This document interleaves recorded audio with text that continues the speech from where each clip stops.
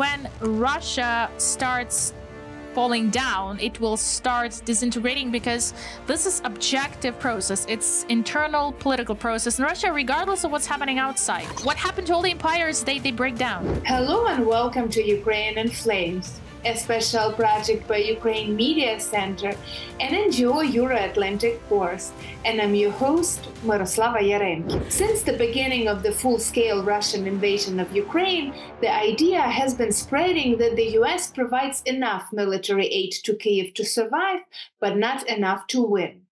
Military experts note that this position of Washington can be explained by the fear that a strategic Kremlin's defeat in Ukraine could lead to chaos within the borders of Russia, possibly to the resignation of President Vladimir Putin, a fierce regional struggle for power, and the risks associated with weapons of mass destruction.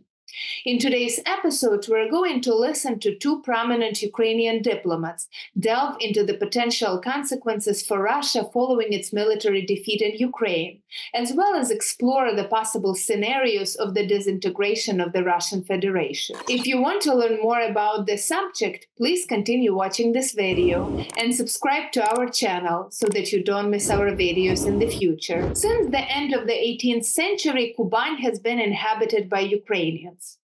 But Russia did everything to ensure that this strategic and profitable territory remained under its control, even when the inhabitants of Kuban region severed relations with the Russian Empire and preferred to join Ukraine. 90% of people living in Kuban today have Ukrainian origin. The Russian authorities consider Kuban to be an inseparable part of Russia, calling the former Ukrainian Cossacks Russians and the Ukrainian language they speak the southern dialect of the Russian language.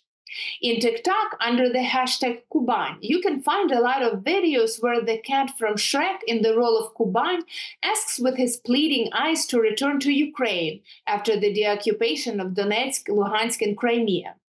Former Minister of Foreign Affairs of Ukraine Volodymyr Ohryzko reflects on the future of Kuban and other regions with national minorities within the Russian Federation, following the military defeat of Russia in the unwarranted war it initiated in Ukraine. The processes that will take place in Russia after we get the victory at the front line, I believe in this. It doesn't matter how loud some Western people are that everything stops, that there is no chance for us to win, that we have to think what we'll do when we lose.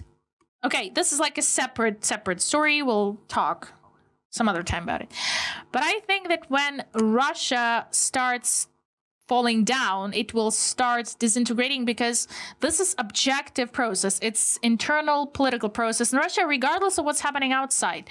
The outside factors, external factors, are strengthening internal problems. Then there will be a question, what I've been talking about, the right to self-identification, but not the right for territories, but the national minorities, the peoples living there. Look, why do we refuse? We don't refuse, I mean, but we don't object. But the general political idea, including the West, why they think that Russia is an integral subject that cannot look differently. Why?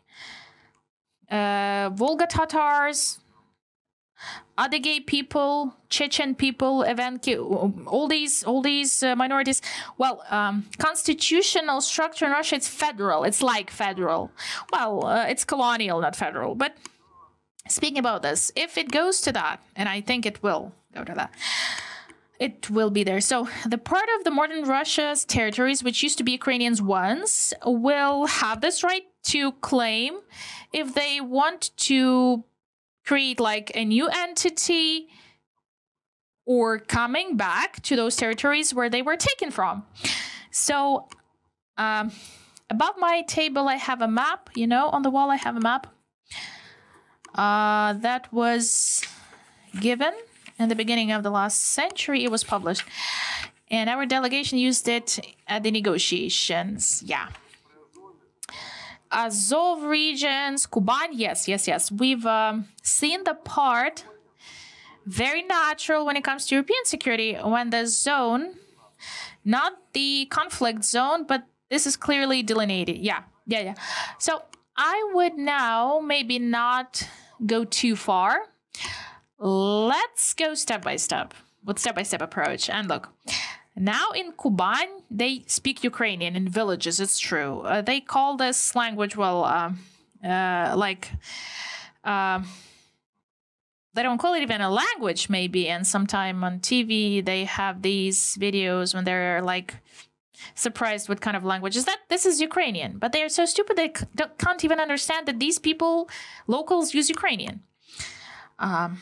It's changed a little bit because of some factors, but we understand this language because this is ours. They can't. And they call it not even a slang or argot. Well, they call it in a weird way. But the spirit of these people, these are basically still Ukrainians. If we listen to what they say, sometimes they call them, like chachli, but this is a Russian tradition to use this insulting word for Ukrainians. This is a very insulting word, but their ethnicity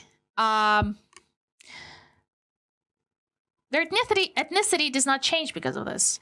Beginning of 20th century, let's go back there. Kuban was like, they were urging to go back to Ukrainian National Republic, and there were like contacts and there were agreements and cooperation later. They simply had to merge, but Bolsheviks wave choked Ukraine. Ukrainians from Kuban, these are these successors of Ukrainian Cossacks that were they were forced to leave because of Catherine's the Great's decision. And this is a question of, it will take some time for that.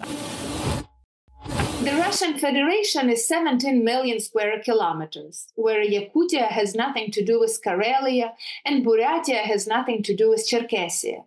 And these are people and culture with a century-old, sometimes even a 1,000-year history, which are simply Moscow's colonies now. The Kremlin has been spreading these narratives in the EU and NATO countries for decades, telling that Russians are one nation. And even when there were Estonians, Ukrainians, Chechens, and Kazakhs in entities such as the Russian Empire and the Soviet Union, it was still perceived as Russia and Russians almost everywhere in the world. Chairman of the UCMC board and ambassador extraordinary and plenipotentiary of Ukraine to the USA, Valeriy will talk more about what awaits Russian imperial ambitions in the future. If we start talking about this when it comes to Russia, I even remember like 2 years ago, this was like, okay, if it destroys, or previously people said it would not destroy, but we even saw like the Soviet Union when it was falling apart.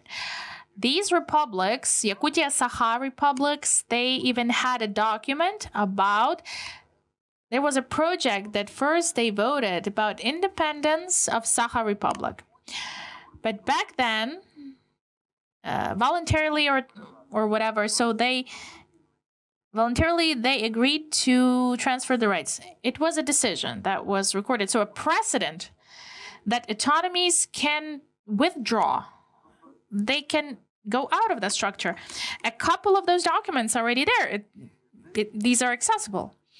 And even some like Yakut people, when they're in like Yakut battalion, but they've accumulated people from Far East in armed forces of Ukraine even, yeah?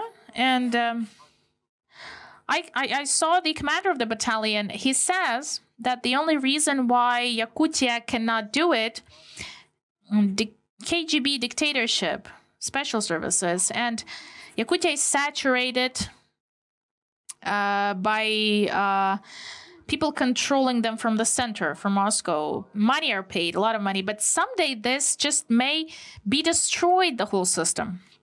It sounds paradoxical, but the beneficiary, the scenario is absolutely, we can't even, yeah, it's possible. My idea is that we can't say when it will happen. The factors may merge. We can't even forecast when it may happen. Of course, Valeriy, of course, I fully agree. Because once I saw these confidential letters that Russia is about to break, long ago. And I was very skeptical about that back then. And now, what can be a trigger? A war. Yes, a war, which is changing the situation dramatically for Russia. They may simply violate the agreement between the Tsar and the slaves, or how to call. They only have like the Tsar and the slaves, yeah. So basically, how they used to have it all the time. So I don't speak of all the Russians now, like 100%, but Russians. I'm against the concept of good Russian, but there are so many people who left Russia many years ago. But some mental connection, they still keep it. Anyway, they had a choice. When they say Russians had no choice, when we had the Nazi wave in 1940s, many people left Germany. They saw what happened. They saw that Jews were oppressed, not just Jews. All those people who were falling out of this model of Third Reich, of racism, of fascism, they didn't want to go to concentration camps. They started with their own, and that's what Russia's doing. It's Russism. Basically, it's the same as the Nazi had, and all these features show that it's like a fake uniting of a nation around a Führer. So this is a historical model. If we take the factors, if we try to analyze the fascism, out of 12, 8 clearly work for Russia. If we use this historical logic, there is a final. It will. What happened to all the empires? They break down. You've been watching a special project by Ukraine Media Center and Euro-Atlantic course dedicated to the Russian-Ukrainian war, Ukraine in Flames. In the description under this video, you can find information on how you can help Ukraine fight Russian aggression.